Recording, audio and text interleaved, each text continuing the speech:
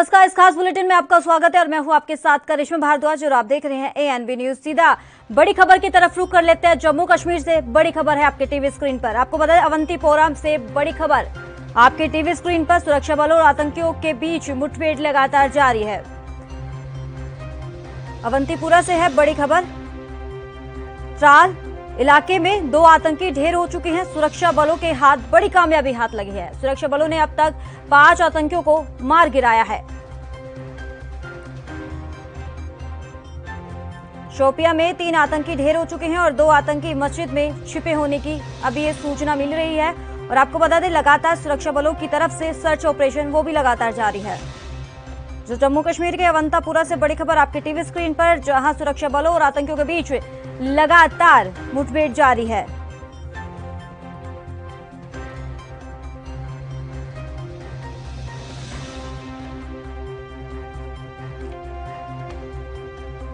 त्राल इलाके में 2 आतंकी ढेर हो चुके हैं।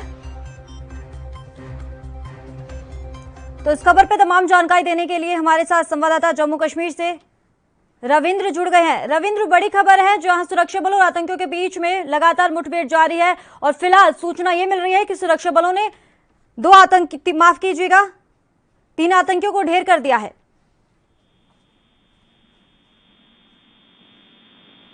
रविंद्र, आवाज मिल पा रही है आपको?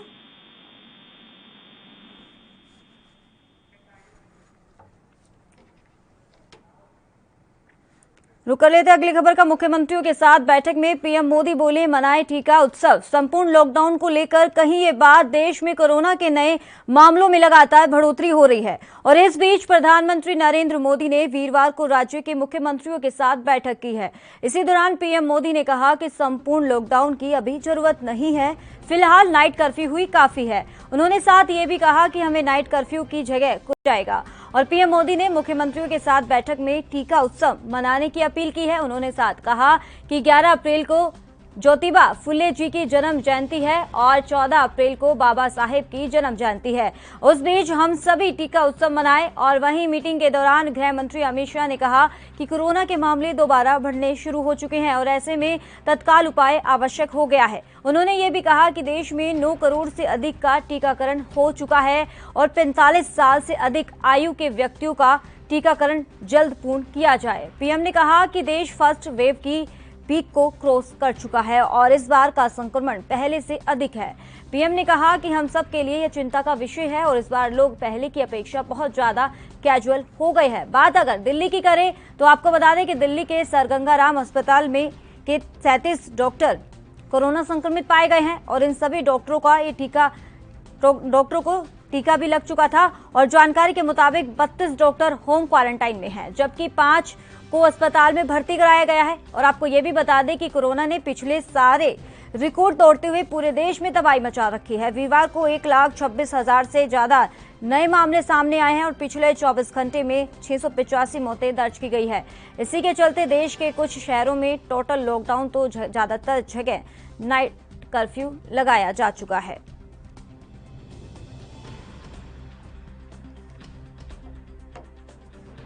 हमारा जिम्मेवारी है, हमें ईश्वर ने इस समय ये कठिन परीक्षा करने का, हमने इसको निभाना है। जो राजनीति करना चाहते हैं वो कर ही रहे हैं, उनके लिए मुझे कुछ कहना नहीं है। लेकिन हम सभी मुख्यमंत्री अपने राज्य के सभी दलों को बुला करके, सभी प्रकार के लोगों को साथ रख करके अपने राज्य में स्थिति को बदलने के लिए आगे आएंगे। मुझे पक्का विश्वास है इस संकट को भी हम देखते ही देखते पार करके निकल जाएंगे। फिर एक बार मेरा यही मंत्र है, दवाई भी और कड़ाई भी। इस विषय में कोई कॉम्प्रोमाइज मत कीजिए जी। मैंने पिछली बार भी कहा था कि आपको जुकाम की दवा ले ली और बार बारिश आ रही है, आप कहें मैं छाते का उपयोग नहीं करूंगा, ये नहीं चल सकता है। आपको अगर जुकाम हुआ है, दवाई ली है, ठीक हुए, तो भी अगर बारिश आ रही है तो आपको छाता रखना ही पड़ेगा। ये कोरोना एक ऐसी बीमारी है, जैसे हर प्रोटोकॉल में फॉलो करते हैं, इसको भी करना पड़ेगा। और मैं ये कहूंगा कि जैसे हमने पिछली बार कोरोना को नियंत्रित किया था, वैसे ही हम इस बार भी कर लेंगे। मेरा पक्का विश्वास है और मेरा आप पर भरोसा है। आप अगर इनिशिएटिव लेंगे, चिंता करेंगे और फोकस टेस्टिंग पे कीजिए। वैक्सीनेशन की व्यवस्था एक लंबे कालखंड के लिए है, जो निरंतर चलानी होगी, वो चलाते रहेंगे। आज बल हम इस पर दें और जो एक टीका उत्सव एक ब्रेक थ्रू करने के लिए तय किया है, उस टीका उत्सव पर हम एक नई सफलता प्राप्त करें। एक नया विश्वास पैदा करने के लिए एक छोटा सा अवसर काम आ सकता है। मैं फिर एक बार आपके सुझावों की प्रतीक्षा करूंगा। उधर बात अगर मजदूरों की करें, जहां नाइट कर्फ्यू और कई जगहों पर नाइट लॉकडाउन लगते ही लोगों में 2020 जैसी तस्वीरें याद आ गई है, जिसके कारण मजदूर अपने घरों की तरफ लौटना शुरू कर दिया है और इस दौरान मजदूरों का रिएक्शन भी सामने आया है। जा रहे हैं बिहार। अभी क्या सोच के जा रहे हैं? अभी क्यों जा रहे हैं आप? अब सोच रहे हैं कि भाई साहब लॉकडाउन लगने वाला है, चल रहे हैं बिहार, कुछ तो गांव में कुछ करके खाएंगे। लॉकडाउन तो अभी नहीं लग रहा है। अब रात के लग गया है, दिन के कौन देखा भाई। लॉकडाउन हो जाएगा तो हम लोग दिल्ली में रह के कितना क्या खर्चा कर सकते हैं, इसीलिए अपना गांव में जा रहे हैं। तो पिछली बार क्या परेशान लॉकडाउन में आप फंस गए थे? हाँ, फंस गए थे हम लॉकडाउन में। इस वजह से अभी समस्या देख के हमको जा रहे हैं, बच्चे लेके चल जाए तो वहाँ सही रहेगा। दिल्ली में बहुत ज्यादा बीमारी बढ़ रही है, इसीलिए हम लोग सब परिवार सोच रहे एक जगह हो जाए तो चाहिए। पिछली बार जो है ना, हमारे परिवार आधे आधे हो गए थे, इसीलिए आप सोच रहे कि सब साथ में रहे तो लगातार जिस तरीके से अब आए दिन ऐसे आंकड़े सामने आ रहे हैं जो बेहद डराने वाले हैं। बात अगर प्रधानमंत्री नरेंद्र मोदी की करें तो आपको बता दें कि कल प्रधानमंत्री ने तमाम राज्यों के मुख्यमंत्रियों के साथ बातचीत की, कोरोना के बढ़ते मामलों को लेकर चिंता जाहिर की है। उन्होंने कहा कि कोरोना को किस तरीके से काबू किया जाए, तो लॉकडाउन की अभी फिलहाल जरूरत नहीं है, अभी नाइट कर्फ्यू ही काफी है। ये साफ तौर पर प्रधानमंत्री ने मुख्यमंत्रियों के साथ बातचीत के दौरान कहा है। तो देश फर्स्ट वेव की पिक को क्रॉस कर चुका है, जो बेहद ही डराने वाला है। और आपको बता दें कि पहले से खतरनाक है ये दूसरी लहर।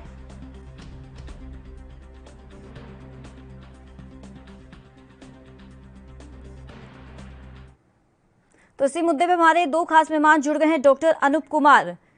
तो सर, आपका बहुत बहुत स्वागत है एएनपी न्यूज पर। तो अनूप जी, आपसे सवाल करना चाहेंगे, पहले जिस तरीके से कोरोना में कहीं ना कहीं ब्रेक लगता हुआ नजर आया था, लेकिन अब अचानक से एक दूसरी लहर, वो भी यू टर्न ले लिया है कोरोना ने। तो फिलहाल हम अपडेट लेना चाहेंगे आपसे कोरोना के बढ़ते मामलों को लेकर। केसेस बढ़ रहे हैं, बहुत ही चिंताजनक विषय है। 1 लाख से ज्यादा केसेस पर डे आ रहे हैं, जो कि लास्ट ईयर से भी ज्यादा बढ़ गए हैं। दिल्ली की बात करें, दिल्ली में भी केसेस हमारे 7,000 प्लस हो गए हैं पर डे, और जो डेथ रेट है वो अभी भी हमारा 1.34 के अराउंड ही है, लेकिन जो संक्रमण रेट है वो बहुत बढ़ गया है। तो बहुत ही चिंताजनक विषय है। अगर हमने इसको समय पर नहीं रोका तो ये आगे जाके और विकराल रूप ले सकता है। तो इसलिए हमारे प्रधानमंत्री जी बोल रहे हैं, हमारे स्वास्थ्य मंत्री जी बोल रहे हैं, पूरी जनता को अपील कर रहे हैं कि आप लोग इसी समय समझ जाएं, क्योंकि ये जो बड़ा है, ये हम सब जानते हैं, जनता की लापरवाही से ही बड़ा है, क्योंकि हम लोग खुद इसके रिस्पॉन्सिबल हैं। हम लोगों ने लापरवाही की है, हम लोगों ने सावधानियां को बरतना बंद कर दिया है, उसका परिणाम हम जो समय भुगत रहे हैं। कुछ और फैक्टर्स भी हो सकते हैं, जैसे कुछ एक म्यूटेंट जो स्ट्रेन्स आ रहे हैं, वो कुछ एक माइनर रीजन भी हो सकता है, लेकिन जो मेन कारण है वो हमारे जो कैजुअल अप्रोच है वो ही मेन कारण है, जिसकी वजह से ये वापस आया है। ना सिर्फ भारत, यूके है, यूरोप है, अमेरिका है, सभी कंट्रीज में ये सेकेंड वेव देखने को मिली है, जो कि पहली वेव से ज्यादा खतरनाक है। जी, तो सर अब क्या लग रहा है कि पहले तो ये बताया जा रहा था जिसका जो ज्यादातर असर गर्भवती महिलाओं, बच्चों और बुजुर्गों में देखने को मिल रहा है, तो अब इन हालातों को कैसे काबू किया जाएगा? अभी भी जो हाई रिस्क फैक्टर है, ग्रुप तो सेम ही है, यानी कि 60 साल से ऊपर के जो बुजुर्ग हैं, या जिनको कोई हाई कोमोबिड कंडीशंस हैं, या गर्भवती महिलाएं हैं, बच्चे, सभी हाई रिस्क कैटेगरी में आते हैं। तो जो प्रिकॉशंस, ये सबसे अच्छी बात यह है कि जो प्रिकॉशन जो शुरू में हमने बताए थे, वही प्रिकॉशन अगर हम अभी फॉलो कर लें तो अब हम, चाहे वो म्यूटेंट स्ट्रेन हो, चाहे नॉर्मल दूसरा वाला वायरस हो, दोनों से ही बच सकते हैं। और प्लस तीसरा जो मेन है वो है वैक्सीन। वैक्सीन एक बहुत इंपॉर्टेंट एक हमारे पास हथियार है, लेकिन सभी लोगों को वैक्सीन लगवाने में हमें समय लगेगा। हमारा टारगेट है कि 60-70% जनता अगर किसी भी तरह से उनमें एंटीबॉडीज डेवलप हो जाए, या तो वैक्सीन की वजह से या इन्फेक्शन की वजह से, तो हम हर्ड इम्यूनिटी की तरफ अप्रोच कर सकते हैं। तो इसलिए आप देख रहे हैं कि प्रधानमंत्री जी ने इस पे बड़ा एक आग्रह किया है कि सभी लोग आगे बढ़कर वैक्सीनेशन प्रोग्राम को और बढ़ावा दें, उसको और तेज करें, ताकि हम जल्दी से जल्दी टारगेट को पूरा कर सकें। लेकिन सर, जिस तरीके से वैसे तो लगातार वैक्सीनेशन की प्रक्रिया जारी है, तो कहीं ना कहीं वैक्सीन लगाने के बाद ही लोग पॉजिटिव हो रहे हैं। अब बात अगर दिल्ली के सर गंगाराम हॉस्पिटल की करें तो वहां पर 37 डॉक्टर पॉजिटिव हो चुके हैं, वो भी कोरोना वैक्सीन लगाने के बाद। देखिए, इसमें दो बातें मैं बताना चाहूंगा। वैक्सीन लगाने के बाद भी सेकेंड डोज के 14 दिन के बाद हमारी एंटीबॉडी डेवलप होती है। तो ये देखना पड़ेगा जिन जो पॉजिटिव हुए हैं वो कितने दिनों के बाद पॉजिटिव है, नंबर 1। नंबर 2, क्या वो कोविड अप्रोप्रिएट बिहेवियर फॉलो कर रहे थे? क्योंकि अगर आप कोविड अप्रोप्रिएट बिहेवियर फॉलो नहीं करेंगे तो वैक्सीन आपको, ये नहीं कि कोई आपके पास ब्रह्मास्त्र आ गया कि आप कुछ भी करते रहे और वैक्सीन कोविड आपको नहीं होगा। तो आपको कोविड अप्रोप्रिएट बिहेवियर तो फॉलो करना ही पड़ेगा। नंबर 3, अगर आपको इन्फेक्शन हो भी जाता है वैक्सीन लगने के बाद, तो भी वैक्सीन लगने से आपको जो सीवियरिटी ऑफ इन्फेक्शन है बहुत कम रहेगा, आपको आईसीयू या डेथ होने की संभावनाएं कम हो जाएंगी। तो ये एक एडवांटेज हमेशा रहेगा वैक्सीन लगने के बाद। और हम जानते हैं कि वैक्सीन की जो एफिकेसी है 70 to 90% डिफरेंट एज ग्रुप में पाई गई है। तो इसका मतलब है कि कुछ पेशेंट्स को वैक्सीन लगने के बाद कोरोना हो सकता है, लेकिन उसकी सिवियरिटी हमेशा कम रहेगी और डेथ होने की प्रोबेबिलिटी बहुत कम हो जाएगी। तो ये बहुत बड़ा एडवांटेज है वैक्सीन लगने के बाद, इसलिए किसी की तरह का डाउट ना रखें, सब आगे बढ़कर वैक्सीन लगवाएं। यही इस समय एकमात्र उपाय है अगर हम चाहते हैं कि इस बीमारी को आगे बढ़ने से रोकें। तो सर, जिस तरीके से जब से वैक्सीन का काम लगातार जारी है, लोग कहीं ना कहीं वैक्सीन लगा रहे हैं, और बात अगर प्रधानमंत्री नरेंद्र मोदी जी की करें, पहले तो अफवाह फैलाई जा रही थी कि वैक्सीन में कुछ ना कुछ खराबी है, लेकिन दूसरी तरफ प्रधानमंत्री नरेंद्र मोदी बीच में आते हैं, वैक्सीन लगवाते हैं, कहीं ना कहीं सीधा असर मतलब संदेश दिया जाता है कि देश के प्रधानमंत्री वैक्सीन लगा रहे हैं। क्या लगता है जिन लोगों को अभी भी वैक्सीन लगाने से डर लग रहा है, तो उनको किस तरीके से समझाया जाएगा? देखिए, अब किसी भी तरह की रिमर्स का या मिसकंसेप्शन का कोई प्लेस नहीं है। जब हमारे देश के प्रधानमंत्री सामने आके अपने दोनों डोज लगवा चुके हैं और उन्होंने दिखाया कि उसके बाद उसको स्वस्थ है, काम कर रहे हैं, और हमने खुद दोनों वैक्सीन डोज लगाई है, हम तब भी काम कर रहे थे, अब भी काम कर रहे हैं। तो 8 करोड़ से ज्यादा लोगों को लग चुकी है, इससे ज्यादा प्रमाण क्या चाहिए? 8 करोड़ से ज्यादा तो पूरे विश्व में कहीं लगी नहीं होगी एक देश में। तो इतने जब ज्यादा आपको लग चुकी है वैक्सीनेशन, कोई साइड इफेक्ट नहीं दिखाया है, तो कोई तरह का भ्रम अपने मन में ना पालें। अब आपके मन में कोई डाउट होना नहीं चाहिए। देखिए, अगर आप इस लड़ाई में अपना सहयोग नहीं देंगे, आगे जाकर आप ही को इसका दुष्परिणाम भुगतने पड़ेंगे। तो सर, अब फिलहाल जिस तरीके से अब बात डॉक्टरों की करें, तो लगातार पहले तो 2020 में जब कोरोना वायरस ने एकदम अपना प्रकोप दिखाना शुरू कर दिया था, तो वहीं जगह जगह जाकर घर घर जाके, यानी ये कह सकते हैं कि डॉक्टर घर जा रहे थे, हर एक के घर जाके टेस्टिंग कर रहे थे। क्या वही अब ऐसा ही आदेश आपको दिया गया है कि घर घर जाकर टेस्टिंग की जाए? क्योंकि लोगों में अभी भी डर है कि अगर हम टेस्टिंग कराएंगे तो कहीं ना कहीं हम कोरोना पॉजिटिव कहलाएंगे, क्योंकि लोगों में भी अफवाह ये भी फैलाई गई थी कि झूठ बोलकर हमको पॉजिटिव किया जा रहा है। देखिए, बिल्कुल, देखिए, लोगों में अफवाहें और मिसकंसेप्शन शुरू से ही कुछ लोग अपने अंदर बनाते जा रहे हैं। देखिए, सरकार का बिल्कुल उद्देश्य क्लियर है, वो हमारे परिवार की, हमारे दोस्तों की जान बचाना चाहती है। और उन्होंने स्पष्ट कर दिया है कि टेस्टिंग को और ज्यादा वो बढ़ाने वाले हैं।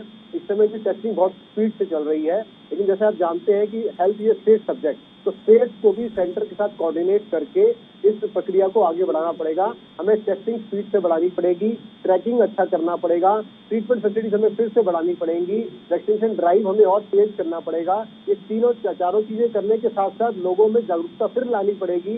वो डर जो खत्म हो गया कोरोना का, उसको वापस लाना पड़ेगा। तभी ये कोविड अप्रोप्रिएट बिहेवियर जब सब फॉलो करेंगे, पब्लिक गैदरिंग नहीं करेंगे, लोगों आगे जाके दूसरे से मिलना बंद कर देंगे, और जो डिस्टेंसिंग की बात हम करते आए हैं वो फिर से फॉलो करना पड़ेगा। जो लॉकडाउन की बात आप कर रहे थे, नाइट लॉकडाउन एक समय एक ऐसा टेम्परेरी उपाय है जो प्रधानमंत्री जी ने बताया है। इससे कुछ हम रिस्ट्रिक्शंस कर सकते हैं, लेकिन हम सब जानते हैं कि कंप्लीट लॉकडाउन करना जो है पॉसिबल नहीं होगा, क्योंकि हमारी देश की इकोनॉमी इससे बहुत ज्यादा प्रभावित हो जाती है। तो लोगों को अभी हम ये अपील करना चाहते हैं कि संभल जाएं। इस समय अगर हम सब मिलकर इसमें सहयोग देंगे, हम बीमारी को फिर हरा सकते हैं। जी, इसी मुद्दे में हमारे एक और खास मेहमान जुड़ गए हैं, आरबी उपाध्याय, वरिष्ठ पत्रकार। सर, बहुत बहुत स्वागत है आपका एएनबी न्यूज पर।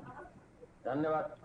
तो आरबी जी, आपसे सवाल ये करना चाहेंगे, लगातार देश में जो कोरोना की स्थिति बेकाबू होती हुई नजर आ रही है, के बाद ऐसे आंकड़े सामने आ रहे हैं जो बेहद ही खराब है, और यहाँ तक देश के प्रधानमंत्री ने जिस तरीके से कल तमाम राज्यों के मुख्यमंत्रियों से बातचीत की थी और कोरोना के बढ़ते मामलों को लेकर चिंता जाहिर की है, तो क्या लगता है कि कहां पर ऐसी चूक हो रही है जहां लोग जागरूक नहीं हो रहे इसको लेकर अभी भी?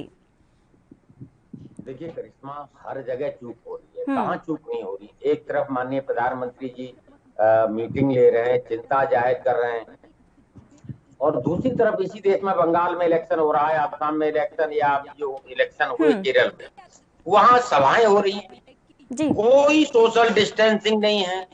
तो क्या मैसेज देना चाहते हैं? मैसेज देखिए कहीं उलझ जाती है और उसी का परिणाम है। मेरी मजदूर से बात हो रही थी कल करिश्मा जी, मैंने कहा भी ये कोरोना का बहुत जबरदस्त वो है, तो आप लोग थोड़ा सोशल डिस्टेंसिंग और वो रखें। आपको विश्वास नहीं होगा, उस मजदूर ने कहा सर कोरोना दिल्ली में ही है क्या, बंगाल में कोरोना नहीं है। बिल्कुल। तो ये जब इस तरह की स्थितियां उत्पन्न होंगी तो समाज में एक भ्रम की स्थिति पैदा होगी। जी देखिए एक क्लियर मैसेज जाना चाहिए और रूल्स रेगुलेशन, मानिए कोविड गाइडलाइन को फॉलो अप करना है तो वो सबको करना है, उस मजदूर को ही नहीं करना है, उस दुकानदार को ही नहीं करना है, नेता अभिनेता से लेके हर व्यक्ति को उसका पालन करना होगा और एक आदर्श प्रस्तुत करना होगा। और जो सेलिब्रिटीज हैं उनको भी ये नहीं होगा कि भी जनता तो सारे कोरोना गाइडलाइन को फॉलो करेगी, नेता लोग फॉलो नहीं करेंगे, बिल्कुल, यानी इलेक्शन भी होगा और एक तरफ आप कर्फ्यू भी लगाएंगे, तो दोनों चीजें नहीं चलेंगी। जी पहले इतनी भ्रम की स्थिति पैदा हो चुकी है। वैक्सीनेशन के बारे में भ्रम था, उसके बाद माननीय प्रधानमंत्री सामने आए, उन्होंने टीका लगवाया, उसके बाद लोगों में एक विश्वास जगा, तो उसके बाद देखेंगे आप वैक्सीनेशन की स्पीड बढ़ी है। जहां पहले कहते थे आरबी जी, आपके कहने का साफ मतलब ये है कि पहले सरकार को समझना चाहिए, रैलियां कर रहे हैं, दूसरी तरफ किसानों की अगर बात करें तो वह महापंचायत कर रहे हैं, तो कहीं ना कहीं एक तरफ तो सरकार लोगों से अपील कर रही है, लेकिन दूसरी तरफ वही कोरोना गाइडलाइंस की धज्जियां उड़ा रहे हैं। तो हम अनूप जी आपकी तरफ रुख करना चाहेंगे कि जिस तरीके से अब कोरोना के बढ़ते मामलों को लेकर अब सियासी घमासान शुरू हो चुका है, आरोप प्रत्यारोप जारी है पक्ष और विपक्ष में, तो अगर बात करें वैक्सीन को लेकर, ये कहा जा रहा है कि वैक्सीनेशन का काम तो जारी है लेकिन कई जगह पर वैक्सीन खत्म हो चुकी है।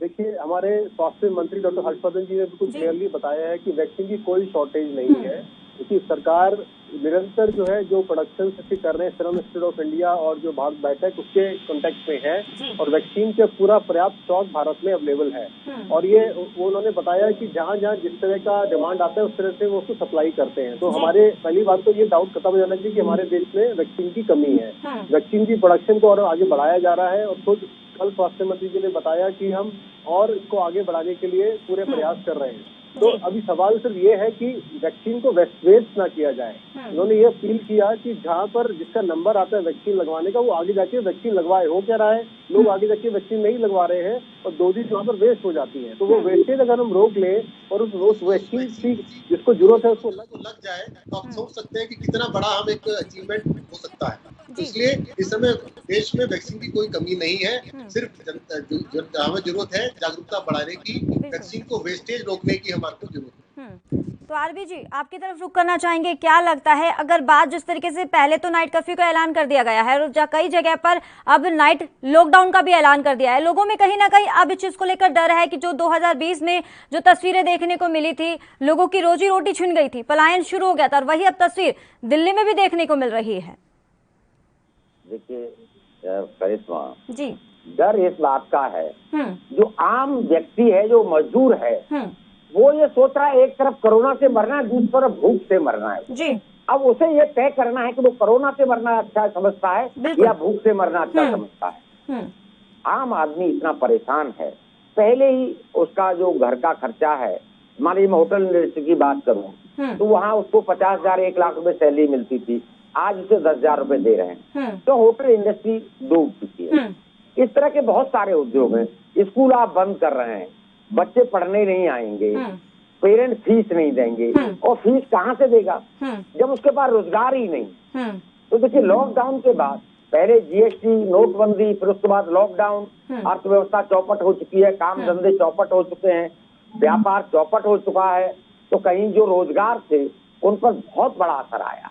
बिल्कुल, आप जाके लोगों से बात करिए, करिश्मा, पता लगता है कि लॉकडाउन के बाद में वो लोग उभरे नहीं है अभी तक।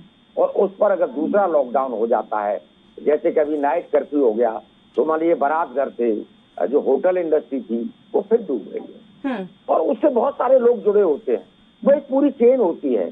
मान लीजिए एक बारात घर है तो वहाँ बिजली वाला भी काम करता है, सफाई वाला भी काम करता है, और बाकी जो वेटर का काम करते हैं वो भी, बहुत सारे लोग जुड़े होते हैं, और वो सारे लोग फिर बेरोजगार हो जाते हैं।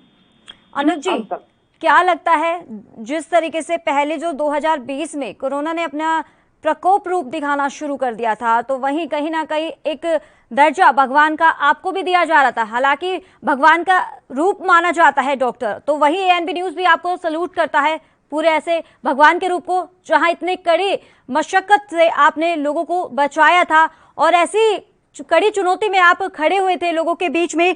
अब अगर दोबारे ऐसे अब यू टर्न ले लिया है कोरोना ने, क्या लगता है कि अब लगातार ऐसी भी खबरें सामने आ रही है कि अस्पताल में बेड खत्म हो चुके हैं, अब इस सिचुएशन से आप किस तरीके से तैयार है, कितनी अब चुनौती आपके बीच में अब आने वाली है आने वाले समय में? एएनबी न्यूज का धन्यवाद देना चाहेंगे जो इस तरह के कार्यक्रम निरंतर करते रहते हैं। दूसरा, बिल्कुल ये जिस समय चल रहा है पूरे देश के लिए एक बहुत ही चुनौतीपूर्ण समय है, डॉक्टर्स के लिए भी है, हेल्थ केयर वर्कर्स के लिए भी, और जो फ्रंट लाइन कोरोना वॉरियर्स हैं उनके लिए भी है। देखिए, भारत सरकार ने तो पर्याप्त इसके लिए तैयारी कर ली है, बेड की कोई कमी नहीं है, आईसीयू बेड की पर्याप्त है, लेकिन हमें ये सोचना चाहिए कि जब एक आपदा आती है तो कुछ ना कुछ सेक्शन से सफर करता है, यानी कि जो नॉन कोविड पेशेंट्स हैं उनको तकलीफ जरूर होगी, क्योंकि जो बेड्स हैं हम जब बढ़ाते हैं तो जो नॉन कोविड पेशेंट्स की जो ट्रीटमेंट है वो सफर करती है। तो हमारे कुछ जो कलीग्स हैं उनको कोरोना हो जाएगा या सिम्पटम हो चुका है, तो हर कोई ये तरह की प्रॉब्लम फेस करता है, लेकिन हम सब इसके लिए तैयार हैं। जैसे 1 साल पहले तैयार थे, अब भी तैयार है, लेकिन हमें ये सोचना है कि जैसा हम लोग अपना अपना काम कर रहे हैं, ऐसे समाज के हर वर्ग का व्यक्ति अपना काम करे, अपनी रिस्पॉन्सिबिलिटी समझे और इस लड़ाई में अपना सहयोग दे, क्योंकि ये चुनौती इतनी ज्यादा गंभीर है, इसके दुष्परिणाम हम देखते जा रहे हैं कि डेथ बढ़ रही है, नंबर ऑफ पेशेंट्स बढ़ रहे हैं, आईसीयू के जो नीड है वो भी बढ़ती जा रही है धीरे करके। कई स्टेट्स में आया है कि उनके बेड खत्म हो गए हैं। ये एक बड़ा ही गंभीर विषय है। हम नहीं चाहते कि ऐसा समय आ जाए कि बेड की हमारी ऐसी कमी हो जाए कि हम नॉर्मल पेशेंट का इलाज ही ना कर पाए। तो इसको रोकने के लिए ये बहुत जरूरी है कि लोग संभल जाएं। और देखिए, चाहे वो किसी भी वर्ग का आदमी हो, गरीब हो, अमीर हो, कोरोना किसी को नहीं छोड़ता है, सभी को इसके लिए सजग होना पड़ेगा। तो सर, आरबी जी आपकी तरफ रुक करना चाहेंगे, क्या लगता है पहले जो 2020 में एक थोड़ा सा ये ऐसे मामले सामने आए थे, कोरोना के बढ़ते मामलों ने ऐसे डराना शुरू कर दिया था, और अब फिलहाल जो दूसरी जो लहर आई है वो काफी खतरनाक बताई जा रही है, और एक दिन में जिस तरीके से ये भी बताया जा रहा है कि 1 लाख से अधिक केस सामने आए हैं, तो अभी तो नाइट कर्फ्यू का ऐलान कर दिया गया है। क्या लगता है कि अगर इलेक्शन नहीं होते तो इलेक्शन से पहले नाइट कर्फ्यू या पूरा लॉकडाउन लगाने की अपील कर देते मोदी जी?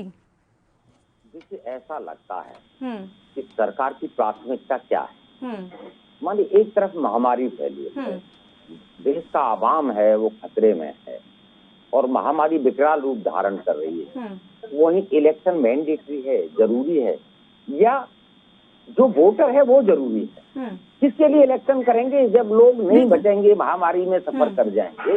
तो देखिए, वो प्राथमिकता तय होती है और लोगों में एक भ्रम की स्थिति वहीं से पैदा हुई कि भी कोरोना यहीं क्यों है, मेरे लिए कोरोना क्यों है, बंगाल के जो लोग हैं उनके लिए कोरोना क्यों है। तो ये जो चीजें हैं इनको दुरुस्त करना होगा।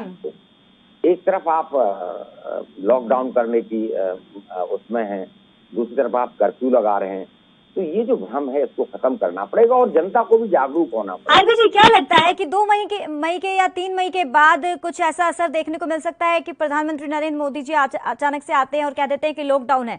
क्या ऐसा आपको लग रहा है कि लॉकडाउन अब हो सकता है दोबारा? क्योंकि अभी इलेक्शन के कारण शायद ऐसा नहीं लग रहा होगा, तभी कह रहे हैं कि नाइट कर्फ्यू है। देखिए, नाइट कर्फ्यू में भी कोई बहुत ज्यादा इम्पैक्ट नहीं आता है करिश्मा, क्यों? नाइट में तो ज्यादातर जो आम जनता है वो घर में होती है, बहुत कम लोग बाहर निकलते हैं और बहुत जरूरी होता है तभी लोग घर से बाहर निकलते हैं। रात में कोई नाइट लाइफ नहीं है भी हर कस्बे की, हर सिटी की। मैं मानता हूँ कुछ सिटीज में नाइट लाइफ है, वहाँ पर लोग अभी रात में निकलते हैं, लेकिन अमूमन जो आम आदमी है वो नहीं निकलता, वो कोई औचित्य नहीं है उसका। रहा दूसरा प्रश्न, आपने कहा कि अब इलेक्शन खत्म हो गया है, क्या प्रधानमंत्री लॉकडाउन को, ये लोगों का कहना है आरबी जी, ये लोगों को कहना है। देखिए, लोगों को कहना है तो लोगों को समझना चाहिए कि इस समय न तो भारत की इकोनॉमी हमें ये परमिट करती है कि दोबारा से हम लंबे लॉकडाउन में जाएं। सिंबॉलिक 1, 2, 3 दिन का हो सकता है कि भी चेन है वो टूटे, और देखिए पहले जो लंबा लॉकडाउन था उसके पीछे एक रीजन था कि हमने तैयारियां हमारी नहीं थी उतनी, तो उस लॉकडाउन में हमने अपनी जो तैयारियां थी, बेड थे, अभी आईसीयू का जो सिस्टम था हमने वो अपना डेवलप किया जी। तो उसके लिए अब दोबारा लॉकडाउन की जरूरत नहीं है, ये बात अलग है। जी समय का अभाव है और अनूप जी आपकी तरफ रुख करना चाहेंगे, लास्ट कमेंट आपसे लेना चाहेंगे। तो आप किस तरीके से लोगों को जागरूक कर रहे हैं कि हालांकि अभी क्योंकि लोगों में अभी भी इस चीज का डर नहीं है, कोरोना को अभी भी हल्के में ले रहे हैं? देखिए मैं सब दर्शकों को एक हाथ जोड़ के फिर से अनुरोध करना चाहूंगा, ये बहुत ही क्रिटिकल फेज है हमारे भारतवर्ष के लिए। आप प्लीज गाइडलाइंस को फॉलो करें। आप किसी भी सेक्शन को बिलोंग करते हो, आपको कोविड अप्रोप्रिएट बिहेवियर फॉलो करना है, नंबर 1। नंबर 2 आपको वैक्सीनेशन जब भी नंबर आए लगवाना है, और नंबर 3 आप जहां तक हो सके पब्लिक गैदरिंग, पब्लिक प्लेसेस को अवॉइड करें and work from home policy को फिर से वापस लेके आए। जी, ये भी हम अपील एएनबी न्यूज भी करते हैं कि तमाम दर्शकों से कि कोरोना को हल्के में ना लें, क्योंकि अब आप स्वस्थ रहेंगे तो आपके घर वाले स्वस्थ रहेंगे, आपके आसपास के लोग स्वस्थ रहेंगे। चलिए अनूप जी और आरबी जी, आप दोनों खास मेहमानों का बहुत बहुत शुक्रिया अहम चर्चा के लिए। तो इस खास बुलेटिन में फिलहाल इतना ही, दीजिए इजाजत, नमस्कार।